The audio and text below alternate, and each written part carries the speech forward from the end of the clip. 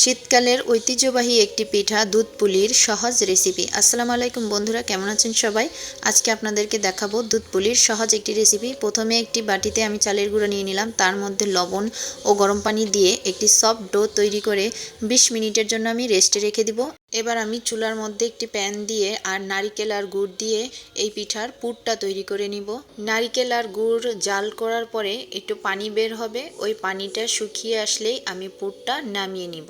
এই টেকনিকটি ফলো করে খুব সহজেই দুধ পুলি পিঠা বানিয়ে নেওয়া যায়, কোনো রকম রুটি বেলাবেলির ঝামেলা ছাড়াই। এবার আমি ডো থেকে ছোট ছোট প্যারা নিয়ে এভাবে হাতের মধ্যে ঘুরিয়ে ঘুরিয়ে রুটির মতো তৈরি করে নিচ্ছি।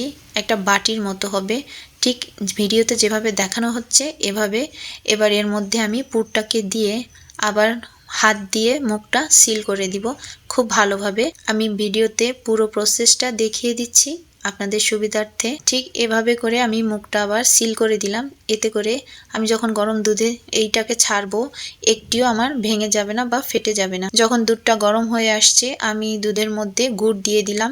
গুড় দিয়ে ভালোভাবে যখন দুধটা একদম টকবক করে ফুটবে, তখন আমি একটি একটি করে পুলি পিঠা দিয়ে দিলাম দুধের মধ্যে। আপনারা দেখতে পাচ্ছেন পিঠাগুলো দেওয়ার পরে আস্তে আস্তে করে একটু নাড়া দিয়ে দিতে হবে, বেশি জোরে না, কারণ নিচ থেকে লেগে যাওয়ার সম্ভাবনা থাকে, তাই আস্তে আস্তে করে একটু নাড়া দিয়ে দিতে হয়।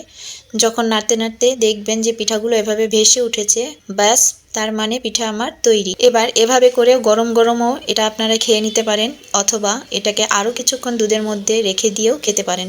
আপনারা দেখতে পাচ্ছেন এটা কতটা সফট হয়েছে। তো ভালো থাকবেন সবাই, আল্লাহ হাফেজ।